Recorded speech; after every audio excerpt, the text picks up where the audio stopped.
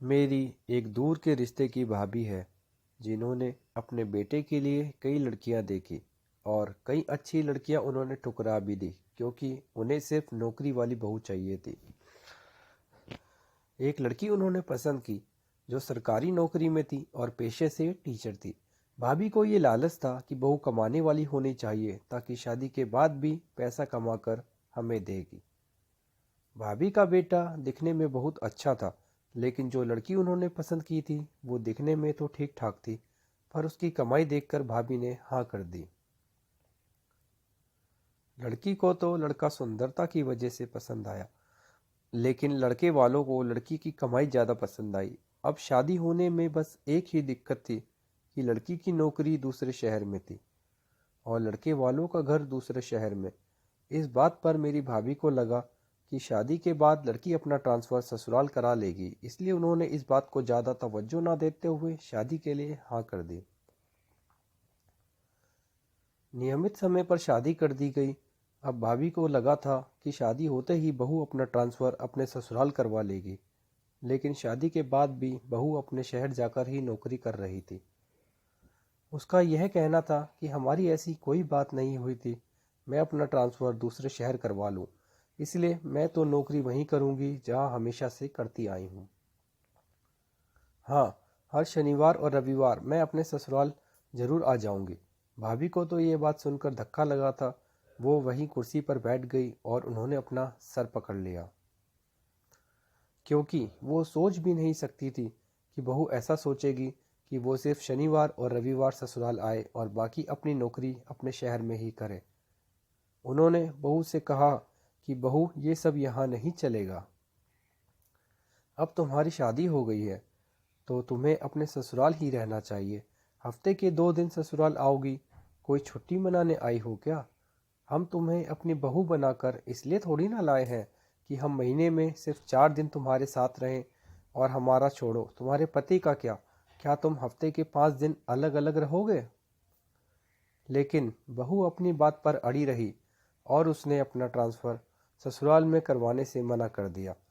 उसने कहा कि मैं हर रविवार और सोमवार सुबह अपनी नौकरी पर चली जाऊंगी और बीच में जब जब छुट्टियां होंगी तब भी मैं यहीं आऊंगी।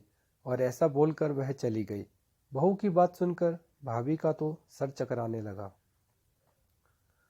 वो ये सोचने लगी कि ये क्या मुसीबत पाल लाई हूँ अपने सर।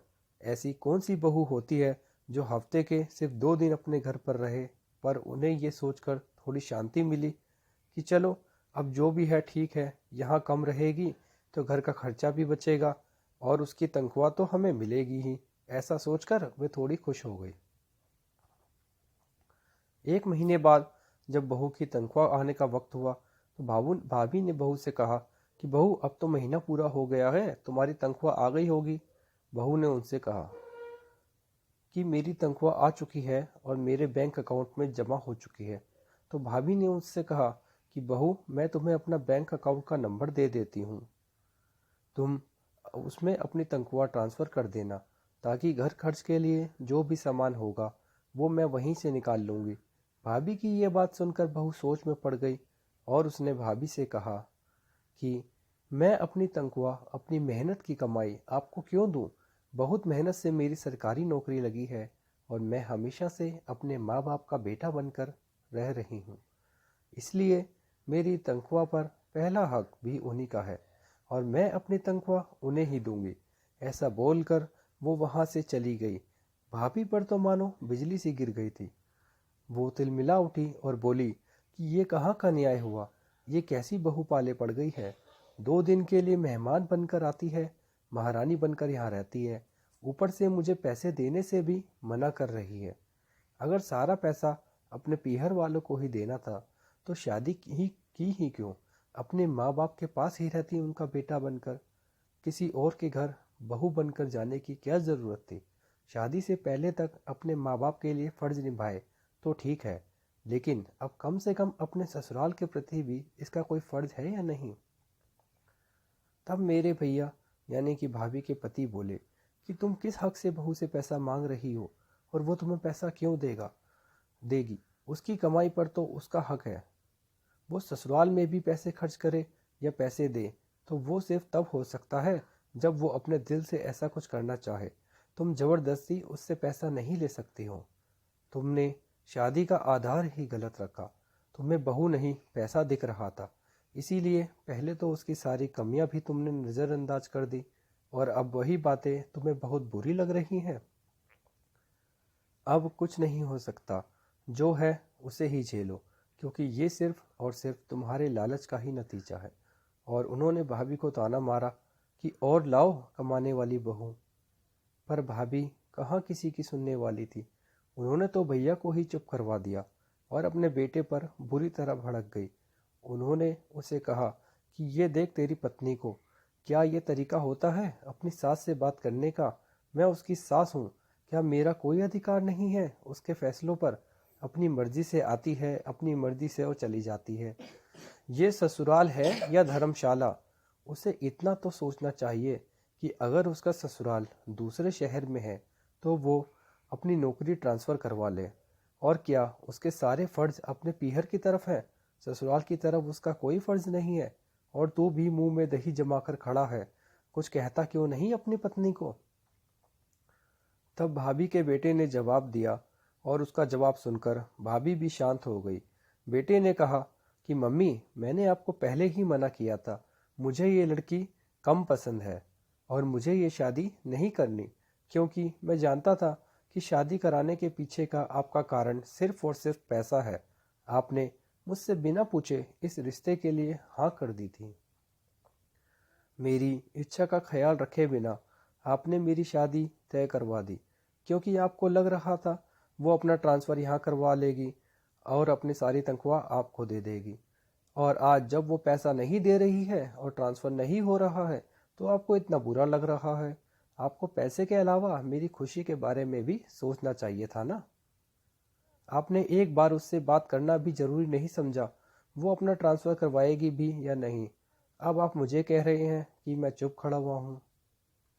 मैं तो तब चुप खड़ा था जब आपने शादी के लिए हाँ कर दी थी, लेकिन अब मेरे हाथ में कुछ नहीं है माँ, क्योंकि मैं उससे किस बात पर लड़ूं कि तुम अपना पैसा मुझे दे दो। मैं ऐसा नहीं कर सकता माँ। ना मैंने पैसों के लिए शादी की थी और ना मैं पैसों के कारण ये शादी छोड़ सकता हूँ। अब वो जैसी भी है मेरी पत्नी है और मैं उसे नहीं छोड़ सकता, क्योंकि अब वो माँ बनने वाली है माँ। जैसे ही भाभी ने ये सब सुना, वो दादी बनने वाली है, वो एकदम शांत हो गई।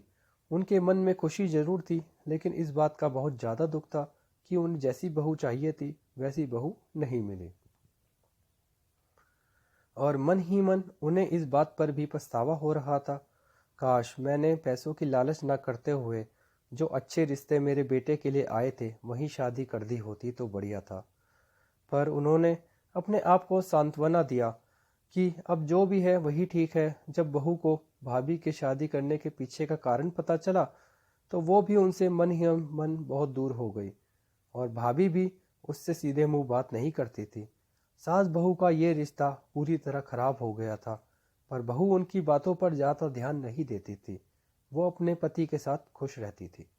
मोरल: हम लालच में आकर सही गलत भूल जाते हैं। हमारे फैसले की बुनियाद अगर लालच है तो वो फैसला कभी सही नहीं हो सकता। भाभी ने ये शादी सिर्फ पैसों की लालच में आकर की।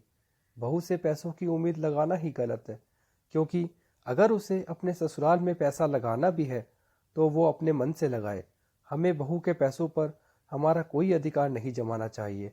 और फिर वैसे भी लालच तो किसी भी रिश्ते में कभी मिठास